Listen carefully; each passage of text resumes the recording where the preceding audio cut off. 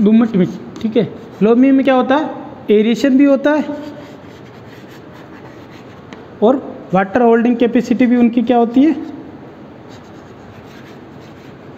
अच्छी होती है।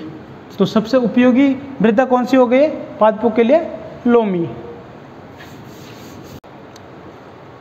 प्यारे विद्यार्थियों, पिछले लेक्चर में हम बात कर रहे थे कि प्लांट किस प्रकार वाटर का ऑब्जर्वेशन करता है और किस प्रकार की सॉइल प्लांट के लिए अधिक सूटेबल रहती है। तो हमने देखा था कि जैसे ग्रेवल हो गई या क्ले हो गई, सिल्ट हो गई, तो इसमें क्या होता है, जो ग्रेवल होती है उनमें क्या होता है, अधिक बड़े स्पेस होते हैं जिसके कारण सारा जल क्या हो जाता है, गुरुत्वीय बल के कारण अंदर तक चला जाता है। फिर हमने सिल्ट की बात की तो उनमें तो स्पेस होते हैं छोटे, थोड़े कम होते हैं, लेकिन उनमें वाटर होल्डिंग कैपेसिटी भी थोड़ी कम होती है। उसके बाद हमने क्ले की बात की तो उनमें कैपिलरीज बहुत ज़्यादा होती है और एयर स्पेस भी छोटे होते हैं और कैपिलरी बनाते हैं, जिसके कारण उनमें सबसे अधिक वाटर होल्डिंग कैपेसिटी होती है। लेकिन जो बात वाटर होल्डिंग कैपेसिटी तो ज़्यादा होती है लेकिन उनमें एरिएशन बहुत कम होता है। तो जब सिंचाई करते हैं हम या जब बारिश होती है तो वहाँ पर वाटर लॉस कंडीशन हो जाती है और पादप क्या हो जाते हैं, वाटर लॉस कंडीशन के कारण मुरझा जाते हैं। तो हमने इसलिए प्लांट्स के लिए मोस्ट सूटेबल इन तीनों का एक मिक्सचर होता है जिसको हम लोमी सॉइल करते हैं। वो बहुत जल अवशोषण के लिए बहुत सही रहती है और उसमें सबसे अच्छा एरिएशन होता है और सबसे अधिक या सबसे अच्छी वाटर होल्डिंग कैपेसिटी भी होती है। अब हम बात करेंगे कि प्लांट में जब वाटर ऑब्जर्वेशन ऑर्गन कौन कौन से होते हैं, ठीक है। अगर वाटर ऑब्जर्वेशन, अगर हम छोटे प्रिमिटिव प्लांट्स की बात करें, लोअर प्लांट्स की बात करें, जैसे एल्गी एंड फंगस की बात करें तो इनमें क्या होता है, जो वाटर अवशोषण होता है, जल अवशोषण होता है,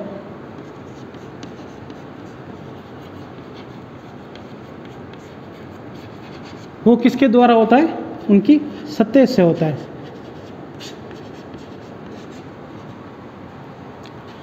अगर हम ब्रायोफाइटा की बात करें,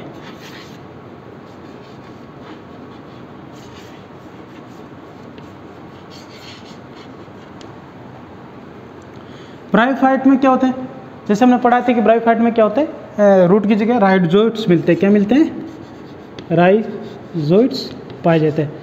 ये राइजोइट्स क्या करते हैं, जल अवशोषण का काम करते हैं।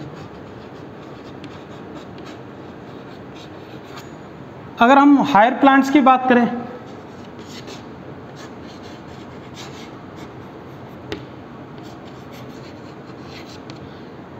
हायर प्लांट्स में हम जिनमें वेल डेवलप्ड रूट सिस्टम मिलता है उनको हम हायर प्लांट्स कहते हैं। और तो इसमें हम क्या देखते हैं, टेरिडोफाइटा पर,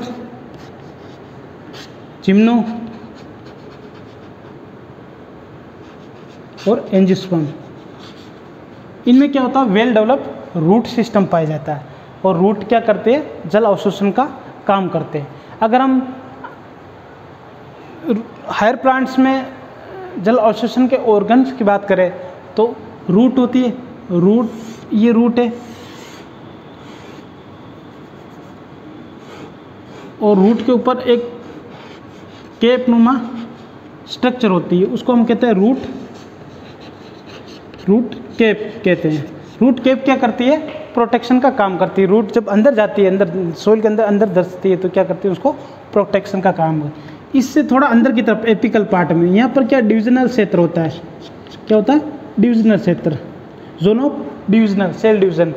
यहाँ पर क्या होता है, सेल डिवीजन होती है, क्योंकि यहाँ पर क्या होती है, मेरिस्टेमेटिक टिश्यू होते हैं, वो क्या करते हैं, नई नई सेल्स को बनाते हैं।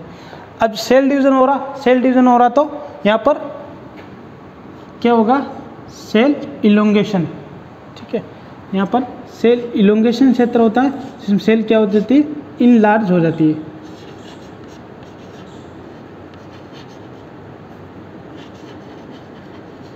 सेल इलोंगेशन ए जोन भी कहते हैं इसको। फिर आता है यहाँ पर रूट हेयर,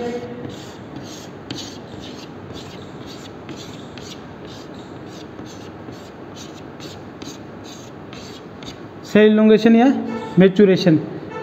रूट हेयर में क्या होता है, बहुत सारे रूट हेयर्स होते हैं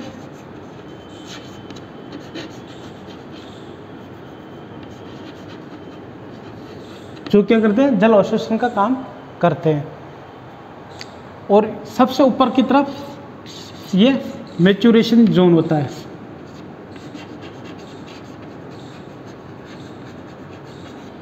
यहाँ पे वेल डेवलप क्या होते हैं, वेस्कुलर टिश्यू होते हैं, लेकिन ये जल अवशोषण का काम नहीं कर पाते क्योंकि ये सुबेनिकृत होते हैं। ये इनमें क्या हो रहा है, वुड फॉर्मेशन हो जाता है, जिसके कारण ये जल का अवशोषण नहीं कर पाते हैं। अगर हम किसी रूट हेयर के स्ट्रक्चर की बात करें, रूट हेयर स्ट्रक्चर की बात करें तो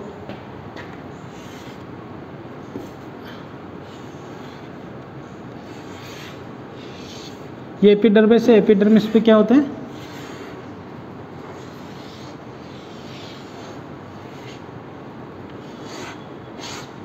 एपिडर्मिस से एपिडर्मिस पे क्या होते हैं, यहाँ पे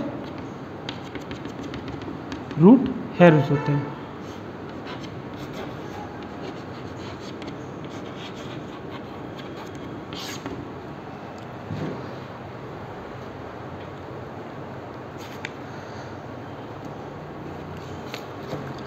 अब हम क्या करते हैं,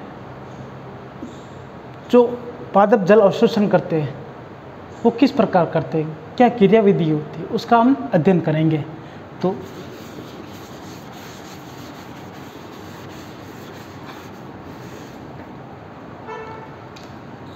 हम देखते हैं वाटर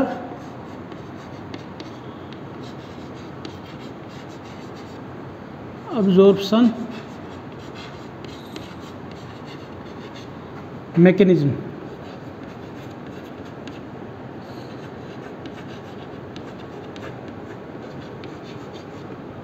ठीक है,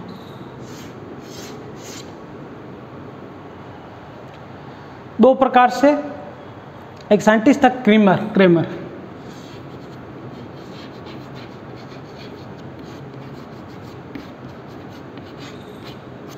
क्रम ने बताया था कि जो प्लांट्स होते हैं वो क्या करते हैं, वाटर का दो तरीके से ऑब्जर्वेशन करते हैं। पहला उसने बताया था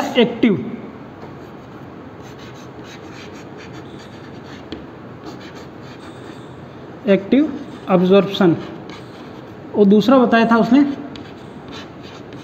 पैसिव।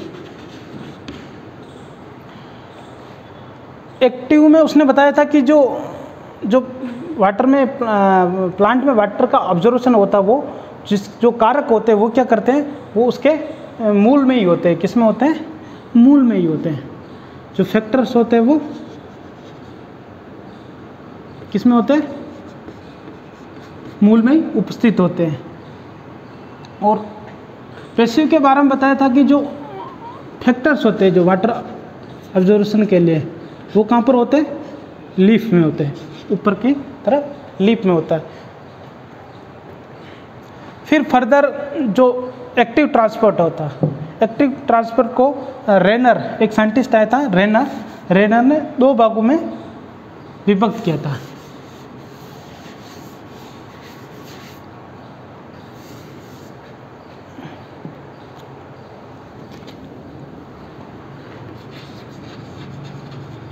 रेनर ने एक्टिव ट्रांसपोर्ट को, एक्टिव ऑब्जर्वेशन को किस में, दो भागों में किया था। एक osmotic mechanism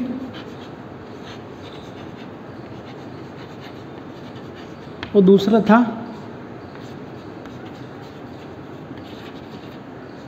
non osmotic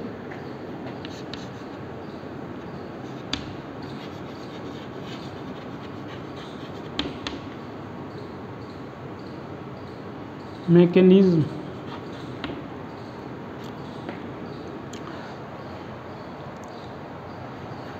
osmotic mechanism के बारे में दो साइंटिस्ट थे, एटकिंस और प्रेस्टले।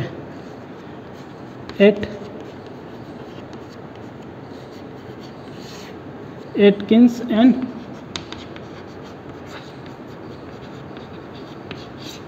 प्रिस्टल। उन्होंने बताया कि जो मूल रोम होता है, क्या होता है, मूल रोम होता है, मूल रोम सेल्स होती है, उनका जो प्रासरणीय दाब होता है क्या होता है, ओपी, वो क्या होता है, सोइल होती है, सोइल वाटर होता है, उसकी अपेक्षा क्या होता है, ज़्यादा होता है। सोइल वाटर के ओपी की ऑस्मोटिक प्रासरणीय दाब की अपेक्षा ज़्यादा। उसने बताया था कि सोइल वाटर होता है, उसका ऑस्मोटिक प्रेशर होता है 1 atm के आसपास होता है, और इसका लगभग उन्होंने 5 से 8 atm के एटमॉस्फेरिक दाब के बराबर बताया था। तो यहाँ का ओपी ज़्यादा है और यहाँ का ओपी कम था। तो पिछली कक्षाओं में देखा था कि जो जल का जो मूवमेंट होता है वो क्या होता है, कम ओपी से ज़्यादा ओपी की ओर होता है, क्योंकि अगर यहाँ पे ओपी कम है तो यहाँ विलायक के अणु क्या होते हैं, ज़्यादा है, वाटर के अणु क्या है, ज़्यादा है, और यहाँ पे वाटर के अणु कम है, तो वाटर का मूवमेंट क्या होगा, मूल के रूम के अंदर की तरफ जाए। इसी प्रकार मूल रोम से वो कोर्टेक्स में जाता है, कोर्टेक्स से फिर वो एंडोडर्मिस में जाता है, फिर पेरिसाइकल में, और उसके बाद जाइलम टिश्यू में जाएगा, और जाइलम टिश्यू से एक रूट प्रेशर लगेगा, रूट प्रेशर के कारण वो क्या करेगा, ऊपर लिफ तक पहुंच जाएगा। लेकिन इस पर कुछ ऑब्जेक्शन आया। ऑब्जेक्शन ये आया कि कुछ रिसर्च के द्वारा ये पाया गया कि जो कोर्टेक्स होता है, कोर्टेक्स का और जो पेरिसाइकल या एंडोडर्मिस होता है, उनका जो ओपी होता है उनमें ज़्यादा अंतर नहीं होता है, जिसके कारण ये थ्योरी खारिज कर दी गई। दूसरी जो थ्योरी है नॉन ऑस्मोटिक मैकेनिज्म, इनके बारे में बताया गया कि जो वाटर का ऑब्जर्वेशन होता है वो नॉन ऑस्मोटिकली होता है, उनमें किसी प्रकार का प्रासरणिक दाब काम नहीं करता है, बल्कि उनमें जो विभिन्न प्रकार की मेटाबॉलिक रिएक्शन चलती है, उनके दौरान मेटाबॉलिक रिएक्शन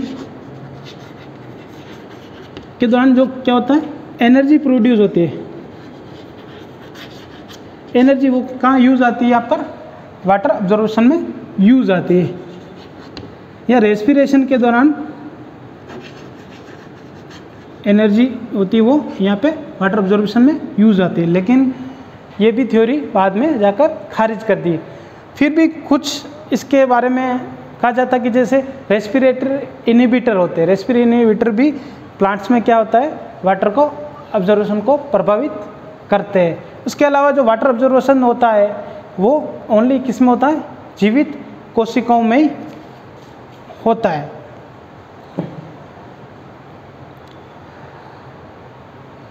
तीसरी बात इसके संदर्भ में यह है कि जो वाटर लॉस्ट कंडीशन हो जाती है, वाटर लॉस्ट कंडीशन हो जाती है तो वहाँ पर क्या होता है, एरिएशन नहीं होता।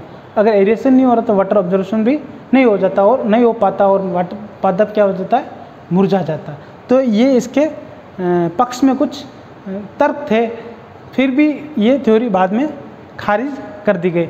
इस थ्योरी के देने वाले साइंटिस्ट थे थीमेन और क्रेमर। किसने दी थी,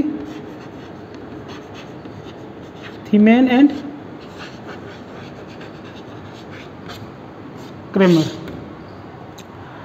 नेक्स्ट जो मैकेनिज्म है वो पैसिव वाटर ऑब्जर्वेशन है, वो हम नेक्स्ट क्लास में पढ़ेंगे। आज के लिए इतना काफ़ी।